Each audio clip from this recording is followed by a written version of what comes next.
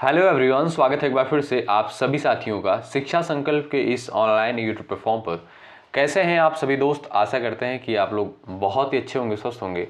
आप सभी जानते हैं डेली सुबह 11:30 बजे सामान्य ज्ञान की स्पेशल क्लास होती है जो कि बीएड एंट्रेंस एग्जाम 2026 के लिए महत्वपूर्ण है। आप किसी भी स्टेट से हैं, उस स्टेट की बीएड प्रवेश परीक्षा की तैयारी कर रहे हैं, डेली सुबह 11:30 बजे इस क्लास को करना बिल्कुल मत भूलिएगा। यहाँ पर साथियों सेलेक्टेड क्वेश्चन से ही कवर किए जा रहे हैं। हमने आपसे कहा था यदि आप लोग इन क्लासेस को अटेंड कर रहे हैं, आपको जीके जीएस सेगमेंट में कोई समस्या नहीं होगी। तो आइए शुरुआत कर लेते हैं बिना किसी देरी के। आप लोग हर एक क्वेश्चन का आंसर देते हुए चलिएगा। लास्ट में आप लोग ज़रूर बताइएगा कि आपने इन 50 सवालों में से कितने सवालों को बिल्कुल सही किया है। चलिए शुरुआत करते हैं। पहला क्वेश्चन देखें, निम्नलिखित में से कौन सा लोकगीत जो है मुख्यतः राधा और कृष्ण के प्रेम को समर्पित माना जाता है? घूमरा, कर्मनाच, ढप, कैसाबादी। 4 ऑप्शंस आपके सामने दिए गए हैं। आप सभी दोस्त यहां पर आंसर देने का प्रयास करेंगे। आपका करेक्ट आंसर क्या है बताएंगे। तो यहां पर जो भी साथी जा रहे हैं कैसाबादी पर, ऑप्शन नंबर डी पर बिल्कुल राइट हो जाएंगे। साथियों कैसाबादी जो है उड़ीसा में किया जाने वाला एक प्रकार का नृत्य है। ठीक है, किसे समर्पित है? राधा और कृष्ण के प्रेम को समर्पित है। आपका डी ऑप्शन जो है इस क्वेश्चन का बिल्कुल करेक्ट आंसर होगा। सवाल नंबर दूसरा देखिएगा, अंतरराष्ट्रीय श्रमिक दिवस प्रत्येक वर्ष किस तिथि को मनाया जाता है? सवाल नंबर सेकंड का राइट आंसर सभी का आना चाहिए। सभी साथी यहां पर आंसर देने का प्रयास करें। चलिएगा, इंपॉर्टेंट सवाल है, परीक्षा के दृष्टिकोण से महत्वपूर्ण है। आप लोग यहां पर उत्तर देने का प्रयास करें। जो लोग यहां पर जा रहे हैं ऑप्शन नंबर डी 1 मई पर बिल्कुल राइट हो जाएंगे। याद रखें दोस्तों, प्रत्येक वर्ष जो है अंतरराष्ट्रीय श्रमिक दिवस 1 मई को मनाया जाता है। अगर आपसे सवाल पूछा जाए कि भारत में पहली बार यह दिवस कब मनाया गया था, तो याद रखें भारत में पहली बार यह दिवस जो है 1923 में चेन्नई में मनाया गया था। कहां पर साथियों? चेन्नई में मनाया गया था। तो डी ऑप्शन आपका यहां पर बिल्कुल राइट आंसर होगा। सवाल नंबर तीसरा देखें ध्यानपूर्वक, संघाई सहयोग संगठन यानी एससीओ परिषद के राष्ट्राध्यक्षों के 23वें शिखर सम्मेलन के संबंध में निम्नलिखित में से कौन सा कथन सत्य है? इसकी अध्यक्षता रूस के राष्ट्रपति ने की। यह बीजिंग में आयोजित किया गया था। यह पहली बार था जब भारत ने इसकी अध्यक्षता की। यह पूरी तरह से आर्थिक मामलों पर केंद्रित था। बताएं क्वेश्चन नंबर थर्ड का राइट आंसर क्या है? संघाई सहयोग संगठन परिषद के राष्ट्राध्यक्षों के 23वें शिखर सम्मेलन के संबंध में निम्नलिखित में से कौन सा कथन सत्य है? तो जो भी साथी यहां पर जा रहे हैं ऑप्शन नंबर सी पर, यह पहली बार था जब भारत ने जो है इसकी अध्यक्षता की थी। आपका सी ऑप्शन बिल्कुल करेक्ट आंसर है। सवाल नंबर चौथा है, उत्तर प्रदेश में मिड डे मील योजना का प्रारंभ जो है किस वर्ष किया गया था? सवाल नंबर 4 का राइट आंसर आप लोग यहां पर बताएं। चलिएगा, उत्तर प्रदेश में मिड डे मील योजना का प्रारंभ किस वर्ष किया गया था? 1994, 95, 96 और आपका दिया 1997। 4 ऑप्शंस आपके सामने दिए गए हैं। आप सभी दोस्त यहां पर आंसर देने का प्रयास करेंगे। चलिएगा, तो जो भी साथी यहां पर जा रहे हैं 1995 पे ऑप्शन नंबर सेकंड पर बिल्कुल राइट हो जाएंगे। याद रखिए दोस्तों, मिड डे मील योजना जो है भारत में आप देखेंगे 15 अगस्त 1995 को शुरू हुई। कब? तो जो भी साथी यहां पर सेकंड ऑप्शन पर जा रहे हैं वो बिल्कुल यहां पर राइट हो जाएंगे। ठीक है भाई, मिड डे मील योजना साथियों भारत में जो है 15 अगस्त 1995 को शुरू हुई और इसका उद्देश्य था स्कूलों में बच्चों की उपस्थिति बढ़ाना और कुपोषण को कम करना। ठीक है, और यह योजना साथियों प्राथमिक विद्यालयों में लागू की गई थी। ठीक है, तो जो भी साथी बी ऑप्शन पर जा रहे हैं बिल्कुल आप लोग याद रखिएगा। इसकी शुरुआत कब हुई दोस्तों? मिड डे मील योजना की 15 अगस्त 1995 को। अगला सवाल देखें, अंत्योदय अन्न योजना भारत सरकार द्वारा किस वर्ष प्रारंभ की गई थी? बताएं। क्वेश्चन नंबर 5 का राइट आंसर आप यहां पर कर सकते हैं। चलिएगा, यहां पर आपका करेक्ट आंसर क्या हो जाएगा सभी दोस्त बताएं। 1990 में, 2000 में, 2002, 2014। 4 ऑप्शंस आपके सामने दिए गए हैं। जो लोग जा रहे हैं ऑप्शन नंबर सेकंड पर सन 2000 पर वो बिल्कुल राइट हो जाएंगे। साथियों अंत्योदय अन्न योजना जो है दिसंबर 2000 में जो है शुरू की गई थी। इसका उद्देश्य था सबसे गरीब परिवारों को सस्ता अनाज उपलब्ध करवाना। ठीक है, तो जो लोग यहाँ पर सेकंड ऑप्शन पर गए हैं बिल्कुल यहाँ पर राइट हो जाएंगे। सवाल नंबर 6 है, विशु नाम से नववर्ष का त्योहार भारत के किस राज्य में मनाया जाता है? क्वेश्चन नंबर 6 का उत्तर बताएं। चलिए, यहां पर आपका करेक्ट आंसर क्या हो जाएगा? सभी दोस्त आंसर देने का प्रयास करिएगा। यहां पर जो लोग जा रहे हैं केरल, ऑप्शन नंबर सी पर बिल्कुल राइट हो जाएंगे, ऑप्शन नंबर सी करेक्ट हो जाएगा। साथियों, विशु जो है केरल का प्रमुख नववर्ष उत्सव होता है और यह सामान्यतः 14 या 15 अप्रैल को मनाया जाता है। ठीक है, ऑप्शन नंबर सी जो दिया है बिल्कुल आपका करेक्ट आंसर हो जाएगा। विशु नाम से नववर्ष का त्योहार भारत के किस राज्य में मनाया जाता है? केरल में। सी ऑप्शन बिल्कुल यहां पर राइट आंसर है। निम्नलिखित में से किस मगध सम्राट ने अंग राज्य को अपने साम्राज्य में सम्मिलित किया था? क्वेश्चन नंबर 7 का उत्तर बताएं। चलिए, राइट आंसर क्या हो जाएगा सभी दोस्तों बताएं। अजातशत्रु, बिंबिसार, उदयन, महापद्मनंद। निम्नलिखित में से किस मगध सम्राट ने जो है अंग राज्य को अपने साम्राज्य में सम्मिलित किया था? तो जो भी साथी जा रहे हैं बिंबिसार पर, ऑप्शन नंबर सेकंड पर, यहां पर बी ऑप्शन बिल्कुल यहां पर राइट आंसर होगा। अगला सवाल देखेंगे, क्वेश्चन नंबर नेक्स्ट आपके स्क्रीन पर दिया है। ध्यान से देखिएगा आप लोग इस प्रश्न को, बड़ा इंपॉर्टेंट सवाल है। निम्नलिखित में से कौन सा कथन हड़प्पा सभ्यता के प्रसिद्ध स्थल लोथल का सर्वाधिक उपयुक्त वर्णन करता है? ऑप्शन ए है, यह खंभात की खाड़ी गुजरात के तटीय मैदान में स्थित है, यह सिंध के लरकाना जिले में स्थित सिंधु नदी के तट पर स्थित है, यह राजस्थान में घग्गर नदी के सूखे तल पर स्थित है, यह पश्चिमी पंजाब में रावी नदी के तट पर स्थित है। बताएं लोथल साथियों कहां पर स्थित था? क्वेश्चन नंबर 8 का राइट आंसर बताएं। और बड़ा इंपॉर्टेंट सवाल है, हमने कई क्लास में डिस्कस भी किया है इस क्वेश्चन को, बताएं। चलिएगा, तो यहां पर जो भी साथी जा रहे हैं ऑप्शन नंबर ए पर बिल्कुल राइट हो जाएंगे। आप जानते हैं साथियों लोथल जो है कहां पर स्थित था? ये आपका गुजरात में। कहां पर? गुजरात में। तो ए ऑप्शन बिल्कुल राइट आंसर हो जाएगा। लोथल साथियों हड़प्पा सभ्यता का महत्वपूर्ण बंदरगाह नगर था, ये भी आप जानते होंगे। ठीक है, तो ए ऑप्शन जो है आपका बिल्कुल राइट आंसर है। क्वेश्चन नंबर 9 है, मुगल शासक बाबर का शासनकाल निम्नलिखित में से कौन सा था? यानी कब से कब तक था मुगल शासक बाबर का शासनकाल? क्वेश्चन नंबर 9 का आप लोग यहां पर उत्तर कर सकते हैं। राइट आंसर क्या बताएं। चलिएगा, सभी दोस्त यहां पर आंसर देने का प्रयास करें। जो भी साथी जा रहे हैं 1526 से 1530 ईस्वी पर, वो बिल्कुल राइट हो जाएंगे। ऑप्शन नंबर ए बिल्कुल यहां पर करेक्ट आंसर हो जाएगा। ठीक है भाई, तो मुगल शासक बाबर का जो शासनकाल था साथियों वो था 1526 से 1530 तक। ए ऑप्शन बिल्कुल राइट आंसर है। अगला सवाल, ब्रह्म समाज की स्थापना 1828 ईस्वी में निम्नलिखित में से किस समाज सुधारक द्वारा की गई थी? क्वेश्चन नंबर 10 का आंसर आप लोग दीजिएगा फटाफट यहां पर। साथियों सभी प्रश्न जो है महत्वपूर्ण है। आप लोग पिछले वर्ष का पेपर उठाकर देखेंगे तो पाएंगे इसी पैटर्न पर सवाल पेपर में बन चुके हैं। बताएं, यहां पर जो भी साथी जा रहे हैं राजा राम मोहन राय पर बिल्कुल राइट हो जाएंगे। ऑप्शन नंबर ए करेक्ट है। साथियों ब्रह्म समाज की स्थापना जो है 1828 में राजा राम मोहन राय के द्वारा करी गई थी। ए ऑप्शन जो है आपका यहां पर बिल्कुल सही उत्तर होगा।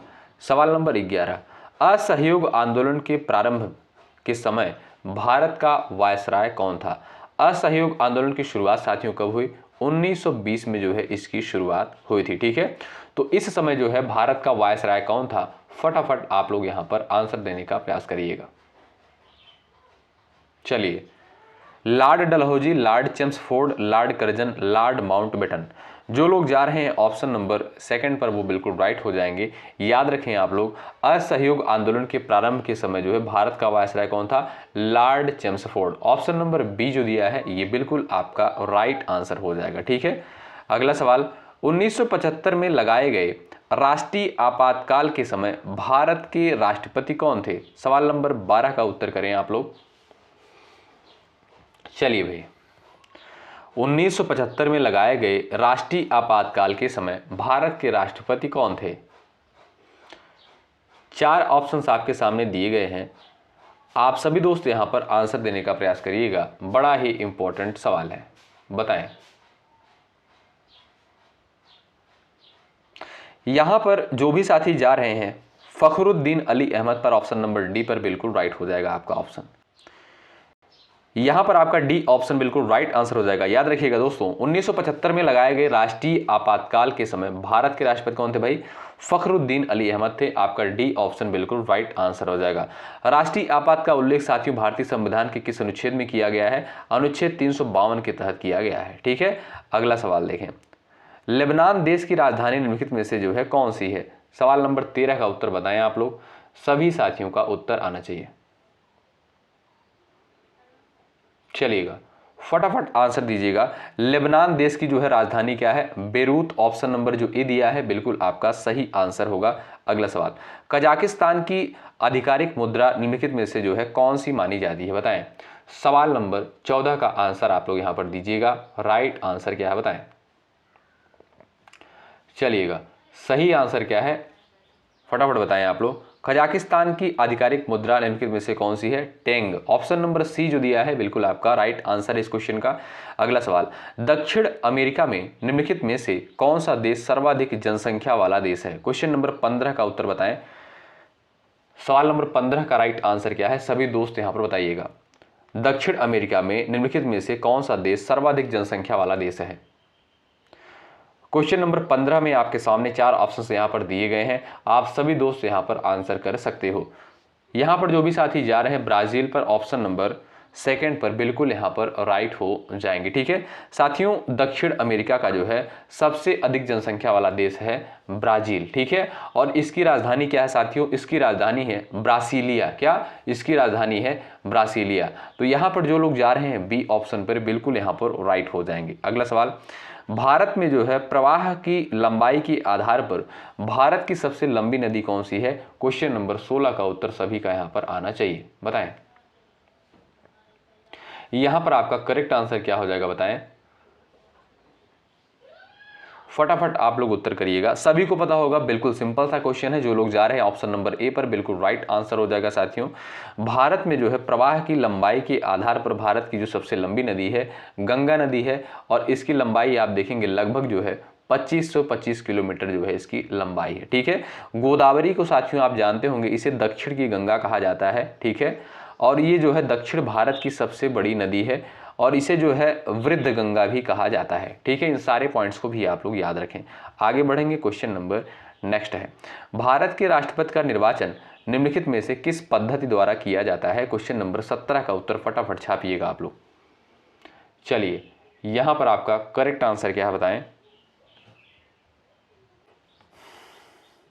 चलिएगा सभी लोग यहां पर आंसर देने का प्रयास करें। सवाल नंबर 17 का करेक्ट आंसर क्या हो जाएगा? बताएं। तो यहां पर जो भी साथी जा रहे हैं एकल हस्तांतरणीय मत पर ऑप्शन नंबर डी पर बिल्कुल राइट हो जाएंगे। आप जानते होंगे दोस्तों, भारत के राष्ट्रपति का चुनाव जो है आनुपातिक प्रतिनिधित्व प्रणाली द्वारा एकल हस्तांतरणीय मत से होता है। ठीक है, आपको ये भी पता होगा चुनाव जो है इसका होता है, जो राष्ट्रपति का चुनाव होता है निर्वाचक मंडल द्वारा किया जाता है। ठीक है, और इसमें जो है आपको पता होना चाहिए, इसमें सांसद और राज्य विधानसभाओं के सदस्य शामिल होते हैं। ठीक है, तो इन सारे पॉइंट्स को आप लोग याद रखिएगा। जो भी लोग जा रहे हैं यहाँ पर डी ऑप्शन पर बिल्कुल आपका यहाँ पर करेक्ट आंसर है। अगला सवाल देखें, पानीपत का प्रथम युद्ध निम्नलिखित में से किसके मध्य लड़ा गया था? क्वेश्चन नंबर 18 का उत्तर बताएं। चलिए, पानीपत का जो है प्रथम युद्ध निम्नलिखित में से किसके द्वारा लड़ा गया था? सभी का यहां पर आंसर आना चाहिए। बताएं। तो जो भी साथी यहां पर जा रहे हैं बाबर और इब्राहिम लोदी पर ऑप्शन नंबर सेकंड पर बिल्कुल राइट हो जाएंगे। याद रखें, जो पानीपत का साथियों प्रथम युद्ध हुआ था ये 1526 में लड़ा गया था। कब? 1526 में लड़ा गया था। ठीक है, किसके किसके मध्य? बाबर और इब्राहिम लोदी के मध्य जो है ये युद्ध हुआ था। याद रखें, आपका सेकंड ऑप्शन जो दिया है बिल्कुल राइट आंसर हो जाएगा। सवाल नंबर 19 है, विटामिन ए की कमी से जो है सामान्यतः कौन सा रोग होता है? क्वेश्चन नंबर 19 का उत्तर बताएं आप लोग। राइट आंसर आपका क्या हो जाएगा? बताएं। विटामिन ए की कमी से जो है सामान्यतः कौन सा रोग होता है? रतौंधी है, स्कर्वी है, रिकेट्स है, बेरी बेरी है। यहां पर आप लोग आंसर कर सकते हैं। तो बेरी बेरी आप जानते हैं विटामिन बी की कमी से होता है, रतौधी आप जानते होंगे विटामिन ए की कमी से होता है, स्कर्वी विटामिन सी की कमी से होता है, रिकेट्स जो है विटामिन डी की कमी से होता है। तो आप लोग याद रखें, यहाँ पर आपका सही आंसर क्या हो जाएगा भाई, जो लोग ए विकल्प पर जा रहे हैं ये बिल्कुल यहाँ पर करेक्ट आंसर हो जाएंगे। ए ऑप्शन आपका बिल्कुल यहाँ पर करेक्ट आंसर होगा। आगे बढ़ेंगे, क्वेश्चन नंबर अगला देखेंगे। लाल मिट्टी मुख्यतः निम्नलिखित में से किस चट्टान के अपक्षय से बनती है, बताइए। क्वेश्चन नंबर 20 का उत्तर करिएगा आप लोग। लाल मिट्टी मुख्यतः निम्नलिखित में से किस चट्टान के अपक्षय से बनती है, बेसाल्ट, ग्रेनाइट, चूना पत्थर, बलुआ पत्थर। महत्वपूर्ण क्वेश्चन है, सभी का यहां पर आंसर आना चाहिए, फटाफट आंसर दीजिएगा आप लोग।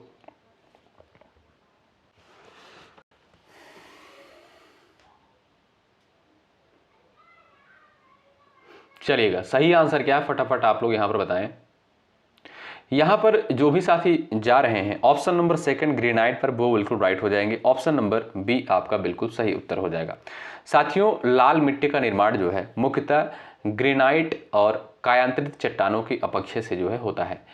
यह मिट्टी साथियों लौह ऑक्साइड की अधिकता के कारण लाल दिखाई देती है और यह मिट्टी आप देखेंगे दोस्तों तमिलनाडु, कर्नाटक, आंध्र प्रदेश और उड़ीसा में पाई जाती है। ठीक है, इसमें साथियों नाइट्रोजन और फास्फोरस की मात्रा जो है कम पाई जाती है। ठीक है, इन सारे पॉइंट्स को आप लोग ध्यान रखिएगा। आपका बी ऑप्शन बिल्कुल करेक्ट आंसर हो जाएगा। लाल मिट्टी मुख्यतः निम्नलिखित में से किस चट्टान के अपक्षय से बनती है, तो granite. Option number B correct है। अगला सवाल, लोकसभा में जो है अनुसूचित जातियों के लिए आरक्षण का प्रावधान संविधान के किस अनुच्छेद में किया गया है। सवाल नंबर 21 का उत्तर आप लोग बताएंगे। यहां पर लोकसभा में अनुसूचित जातियों के लिए आरक्षण का प्रावधान का संविधान के किस अनुच्छेद में किया गया है। 21 का उत्तर सभी का यहां पर आना चाहिए, सभी लोग बताएं। जो भी साथी यहां पर जा रहे हैं अनुच्छेद 330 पर, वो बिल्कुल राइट है। याद रखें, महत्वपूर्ण सवाल है। ए ऑप्शन यहां पर साथियों बिल्कुल करेक्ट आंसर हो जाएगा। संविधान का अनुच्छेद साथियों 330 जो है लोकसभा में अनुसूचित जाति और जनजाति के लिए आरक्षण का प्रावधान करता है। ए ऑप्शन जो है बिल्कुल आपका यहां पर सही आंसर होगा। अगला सवाल, विजयनगर साम्राज्य की स्थापना निम्नलिखित में से किसके द्वारा करी गई थी। क्वेश्चन नंबर 22 दिया है, उसका उत्तर करें फटाफट। एक बार सभी लोग सेशन को लाइक कर दें, शेयर कर दें अपने सभी साथियों के पास। आप जानते हैं दोस्तों, बहुत मेहनत के साथ इस कंटेंट को तैयार किया जाता है और बिल्कुल फ्री में आपको चीजें यहाँ पर प्रोवाइड की जा रही हैं। तो आपका कर्तव्य बनता है सेशन को जरूर से जरूर लाइक करें, शेयर करें। यदि आप चैनल पर नए हैं जुड़ जाइएगा, निश्चित रूप से यहाँ से आपको हेल्प मिलेगी। क्वेश्चन नंबर 22 का करेक्ट आंसर क्या है भाई, हरिहर और बुक्का। ऑप्शन नंबर बी आपका बिल्कुल राइट आंसर हो जाएगा। विजयनगर साम्राज्य की स्थापना साथियों 1336 में, कब 1336 ईस्वी में हुई थी, किसके द्वारा करी गई थी, हरिहर और बुक्का के द्वारा। ऑप्शन नंबर जो बी दिया है बिल्कुल आपका राइट आंसर होगा। अगला सवाल, अम्ल यानी एसिड का जो है पीएच मान सामान्यतः कितना होता है। क्वेश्चन नंबर 23 का उत्तर आप लोग बताएं यहां पर।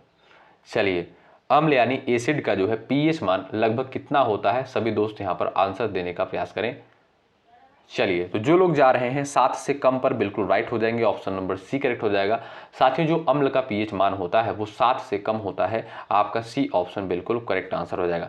जैसे साथियों आपका हो गया HCl यानी हाइड्रोक्लोरिक एसिड हो गया, आपका H2SO4 हो गया, ये आपका क्या है, सल्फ्यूरिक एसिड है। ठीक है, तो ये क्या है, सभी आपके अम्ल हैं। ठीक है, तो इसका जो पीएच मान कितना होता है भाई, 7 से कम होता है। ऑप्शन नंबर जो सी दिया है बिल्कुल ये आपका राइट आंसर है। अगला सवाल, भारतीय मानक समय IST की गणना निम्नलिखित में से किस स्थान की मानक समय रेखा से की जाती है। क्वेश्चन नंबर 24 का उत्तर बताएं, महत्वपूर्ण है। चलिए, भारतीय मानक समय की गणना निम्नलिखित में से किस स्थान की मानक समय रेखा से की जाती है, तो वो है साथियों आपका मिर्जापुर। ऑप्शन नंबर बी जो दिया है बिल्कुल आपका यहां पर राइट आंसर है। क्वेश्चन नंबर अगला है, भारतीय संविधान में मौलिक कर्तव्यों को किस संविधान संशोधन के द्वारा जोड़ा गया था। क्वेश्चन नंबर 25 का उत्तर आप लोग यहां पर करिएगा। बताइए सही आंसर क्या है, सभी दोस्त आंसर करेंगे यहां पर। तो यहां पर जो भी साथी जा रहे हैं 42वां संविधान संशोधन 1976 पर बिल्कुल राइट हो जाएंगे। ठीक है साथियों, मौलिक कर्तव्य को जो है 42वें संविधान संशोधन 1976 के द्वारा जो है जोड़ा गया था। ठीक है, याद रखें आप लोग किस अनुच्छेद में रखा गया है, अनुच्छेद 51A में रखा गया है। ठीक है, भाग पूछे अगर आपसे तब आप कहिएगा 4A में। ठीक है, और मौलिक कर्तव्य की अवधारणा कहाँ से ली गई है? रूस के संविधान से ली गई। वर्तमान समय में कुल कितने मौलिक कर्तव्य हैं? 11 मौलिक कर्तव्य हैं। ठीक है, तो यहाँ पर जो लोग जा रहे हैं ए विकल्प पर बिल्कुल राइट हो जाएंगे। अगला सवाल, भारतीय राष्ट्रीय आंदोलन के दौरान स्वराज मेरा जन्मसिद्ध अधिकार है का प्रसिद्ध नारा किस राष्ट्रीय नेता के द्वारा दिया गया था? क्वेश्चन नंबर 26 का उत्तर बताएं, महत्वपूर्ण है। भारतीय राष्ट्रीय आंदोलन के दौरान स्वराज मेरा जन्मसिद्ध अधिकार है, ये नारा किसके द्वारा दिया गया? बाल गंगाधर तिलक के द्वारा। ऑप्शन नंबर जो सेकंड दिया है बिल्कुल आपका राइट आंसर हो जाएगा। मानव शरीर का जो है सामान्य तापमान लगभग कितना माना जाता है? क्वेश्चन नंबर यहां पर दिया है 27। यहां पर आपका राइट आंसर क्या है? मानव शरीर का जो है सामान्य तापमान लगभग जो है कितना माना जाता है? सभी दोस्त यहां पर आंसर देने का प्रयास करें, आपका राइट आंसर क्या है? चलिएगा, यहां पर जो भी साथी जा रहे हैं ऑप्शन नंबर सी पर बिल्कुल राइट हो जाएंगे। ठीक है भाई, देखिएगा, अगर आपसे पूछे कि मानव शरीर का सामान्य तापमान डिग्री सेल्सियस में कितना होता है, तो 37 डिग्री सेल्सियस होता है, जो नॉर्मल टेम्परेचर होता है बॉडी का। ठीक है, फॉरेनहाइट में अगर आपसे पूछे तब आप कहिएगा 98.6 फॉरेनहाइट जो है ये आपका टेम्परेचर होता है। अगर इससे ज़्यादा टेम्परेचर बॉडी का बढ़ जाता है तो माना जाता है कि फीवर हुआ है, बुखार हुआ है। ठीक है, तो आप जानते हैं जब डॉक्टर के पास जानते हैं तो वो चेक करता है थर्मामीटर लगाकर। ठीक है, तो जब इससे ज़्यादा जो हो जाता है तो माना जाता है कि फीवर हुआ है, बुखार हुआ है। ठीक है, तो ऑप्शन नंबर सी जो दिया है ये आपका बिल्कुल राइट आंसर है। अगला सवाल, नीलगिरी पर्वतमाला भारत के जो है किन राज्यों में विस्तृत है? क्वेश्चन नंबर 28 का उत्तर बताएं। सवाल नंबर 28 का उत्तर आप कर सकते हैं, नीलगिरी पर्वतमाला भारत के किन राज्यों में विस्तृत है? केरल, कर्नाटक, तमिलनाडु, उपयुक्त सभी। जो लोग जा रहे हैं यहाँ पर डी विकल्प पर उपयुक्त सभी, वो बिल्कुल यहाँ पर राइट हो जाएंगे। आपका डी ऑप्शन बिल्कुल करेक्ट आंसर है। अगला सवाल, भारत के नियंत्रक एवं महालेखा परीक्षक की नियुक्ति निम्नलिखित में से कौन करता है? क्वेश्चन नंबर 29 का उत्तर करेंगे सब लोग यहाँ पर। भारत के नियंत्रक एवं महालेखा परीक्षक की नियुक्ति निम्नलिखित में से जो है किसके द्वारा की जाती है? और साथियों, यानी नियंत्रक एवं महालेखा परीक्षक का उल्लेख किस अनुच्छेद में किया गया है भारतीय संविधान के, ये भी बताइएगा, इंपॉर्टेंट है। चलिए, जो लोग जा रहे हैं ऑप्शन नंबर सी पर बिल्कुल राइट हो जाएंगे। भारत में नियंत्रक एवं महालेखा परीक्षक की नियुक्ति राष्ट्रपति के द्वारा की जाती है और इसका उल्लेख आप देखेंगे साथियों अनुच्छेद 148 में किया गया है। किसका? भारत के नियंत्रक एवं महालेखा परीक्षक का, यानी कैग का। ऑप्शन नंबर सी जो है बिल्कुल आपका राइट आंसर है। प्रसिद्ध हिंदी काव्यकृत कामायनी के रचयिता कौन है? बताएं। सवाल नंबर 30 का सभी का आंसर यहां पर आना चाहिए, फटाफट उत्तर दीजिएगा। चलिए, सभी को पता होगा भाई, बिल्कुल सिंपल सा क्वेश्चन है। ऑप्शन नंबर ए बिल्कुल राइट आंसर हो जाएगा, जयशंकर प्रसाद। लेकिन बड़ा बीएड एंट्रेंस एग्जाम का ये बड़ा फेवरेट क्वेश्चन है, पूछा गया है। ठीक है, ये सवाल जो है कई बार पेपर में आ चुका है। अगला सवाल देखें, ओजोन परत के क्षय का मुख्य कारण निम्नलिखित में से जो है कौन सी गैस है? क्वेश्चन नंबर 31 का उत्तर बताएं। चलिए, ओजोन परत का जो क्षरण होता है साथियों, इसके लिए उत्तरदायी कौन सी गैस है? तो वो है साथियों क्या भाई? क्लोरोफ्लोरोकार्बन, यानी CFC। ऑप्शन नंबर बी जो दिया है ये बिल्कुल आपका राइट आंसर हो जाएगा। आप जानते हैं साथियों, जो ओजोन की परत होती है साथियों, ये जो सूर्य से आने वाली हानिकारक किरणों को जो है अवशोषित करने का कार्य करती है। ठीक है, तो ओजोन की परत क्षरण जो है इसका कौन कर रहा है? CFC, यानी क्लोरोफ्लोरोकार्बन। ठीक है, ऑप्शन नंबर बी आपका बिल्कुल राइट आंसर हो जाएगा यहां पर। अगला सवाल, भारतीय संविधान की 7वीं अनुसूची निम्नलिखित में से किससे संबंधित है? 32 का उत्तर बताएं आप लोग। चलिएगा, सवाल नंबर 32 का करेक्ट आंसर क्या है? आंसर दीजिएगा। भारतीय संविधान की 7वीं अनुसूची निम्नलिखित में से किससे संबंधित है? चलिएगा साथियों, जो संविधान की 7वीं अनुसूची है इसमें जो है 3 सूचियां हैं। कौन कौन सी हैं? संघ सूची, राज्य सूची, समवर्ती सूची। ठीक है, तो यहां पर देखेंगे जो लोग जा रहे हैं ऑप्शन नंबर सी पर बिल्कुल राइट हो जाएंगे, केंद्र, राज्य तथा समवर्ती सूचियां। ऑप्शन नंबर जो सी दिया है बिल्कुल आपका यहां पर राइट आंसर होगा। अगला सवाल ये रहा, स्वदेशी आंदोलन का प्रारंभ निम्नलिखित में से किस वर्ष हुआ था? बताएं। क्वेश्चन नंबर 33 का उत्तर आप कर सकते हैं यहां पर। राइट आंसर क्या है? स्वदेशी आंदोलन का प्रारंभ जो है साथियों 1905 में हुआ। कब? 1905 में। आपका ए ऑप्शन जो है यहां पर बिल्कुल राइट आंसर होगा। सवाल नंबर नेक्स्ट है, बल बराबर द्रव्यमान गुणे त्वरण, यानी F बराबर ma का नियम निम्नलिखित में से किस वैज्ञानिक द्वारा प्रतिपादित किया गया था? सवाल नंबर 34 का उत्तर बताएं आप लोग। चलिए, ये साथियों आप जानते होंगे न्यूटन का जो है सेकंड लॉ है, यानी न्यूटन का जो है दूसरा नियम है। ठीक है, तो यहां पर जो लोग जा रहे हैं ऑप्शन नंबर बी पर बिल्कुल राइट हो जाएंगे। बल बराबर द्रव्यमान गुणित त्वरण यानी F बराबर ma का नियम निम्नलिखित में से किस वैज्ञानिक द्वारा दिया गया? न्यूटन के द्वारा। ये न्यूटन का साथियों सेकंड लॉ है। अगला सवाल, अरावली पर्वत को निम्नलिखित में से किस प्रकार की पर्वत श्रेणी माना जाता है? नवीन, वलित पर्वत, ज्वालामुखी, अवशिष्ट, ब्लॉक पर्वत। 35 का उत्तर बताएं। चलिए, यहां पर आपका सही आंसर क्या हो जाएगा आप लोग बता सकते हैं। जो लोग जा रहे हैं यहां पर अवशिष्ट पर्वत पर ऑप्शन नंबर सी पर बिल्कुल यहां पर राइट हो जाएंगे। ठीक है साथियों, अरावली पर्वतमाला जो है भारत की सबसे प्राचीन पर्वतमाला है। ठीक है, और ये जो है अवशिष्ट पर्वत के अंतर्गत आता है। आपका जो सी विकल्प दिया है ये बिल्कुल राइट आंसर हो जाएगा। अच्छा, आप लोग बताइएगा हिमालय पर्वत जो है किसके अंतर्गत आता है? नवीन, वलित के अंतर्गत आता है, ज्वालामुखी के अंतर्गत आता है, या ब्लॉक पर्वत के अंतर्गत आता है? जरूर कमेंट करके बताइएगा। भारत में जो है द्वैध शासन की व्यवस्था किस अधिनियम के अंतर्गत लागू की गई थी?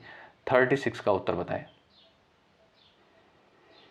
चलिए, सही उत्तर क्या हो जाएगा सभी दोस्त बताएं। यहाँ पर जो लोग जा रहे हैं यहाँ पर भाई भारत शासन अधिनियम 1919 पर ऑप्शन नंबर सेकंड पर बिल्कुल यहाँ पर राइट हो जाएंगे।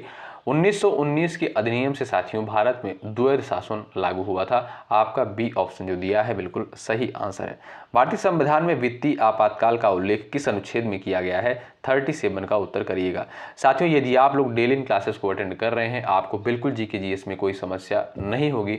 यहाँ पर जो है हर प्रकार के क्वेश्चंस को डिस्कस किया जा रहा है। परीक्षा तक आते आते बहुत सारे क्वेश्चन आपके जो है तैयार हो जाएंगे। ठीक है, चलिए सवाल नंबर यहाँ पर 37 दिया। जो लोग जा रहे हैं ऑप्शन नंबर सी पर बिल्कुल राइट हो जाएंगे। आप जानते होंगे कई बार हमने आपको बताया भी है राष्ट्रीय आपात का उल्लेख अनुच्छेद 352 में किया गया है, और आप देखेंगे राष्ट्रपति शासन का उल्लेख 356 में किया गया है, 360 में वित्तीय आपात। ठीक है, तो जो लोग यहाँ पर सी विकल्प पर जा रहे हैं वो बिल्कुल यहाँ पर राइट हो जाएंगे। अगला सवाल देखें, प्रकाश संश्लेषण की प्रक्रिया मुख्यतः जो है पौधों के किस भाग में संपन्न होती है? 38 का यहाँ पर आप लोग आंसर करिएगा। जड़, तना, पत्ती, फूल। 38 का राइट आंसर क्या हो जाएगा सभी दोस्त यहाँ पर बताएंगे। चलिएगा, प्रकाश संश्लेषण की प्रक्रिया मुख्यतः जो है पौधों के किस भाग में जो है संपन्न होती है?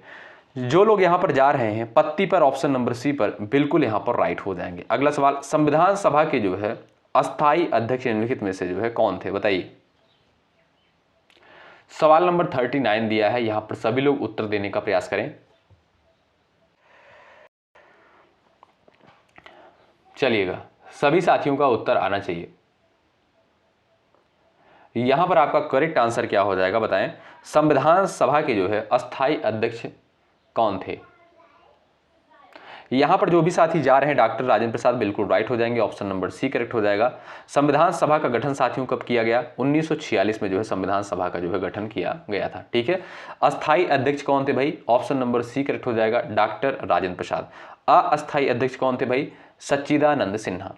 जवाहरलाल नेहरू आप जानते होंगे साथियों, ये जो है इनके द्वारा जो है उद्देश्य प्रस्ताव प्रस्तुत किया गया था, और इन्हें जो है संविधान सभा का संघ समिति का अध्यक्ष माना जाता है।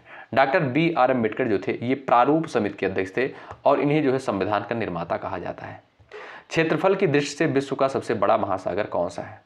क्वेश्चन नंबर 40 का उत्तर बताएं। तो प्रशांत महासागर है। ऑप्शन नंबर सी बिल्कुल राइट आंसर है। ये सवाल यूपी बीएड में भी पूछा जा चुका है। क्वेश्चन नंबर अगला देखिएगा, अकबर की धार्मिक सहिष्णुता पर आधारित नीति को सामान्यतः किस नाम से जाना जाता है? क्वेश्चन नंबर 41 का उत्तर बताएं। चलिए, अकबर की धार्मिक सहिष्णुता पर आधारित नीति को सामान्यतः किस नाम से जाना जाता है?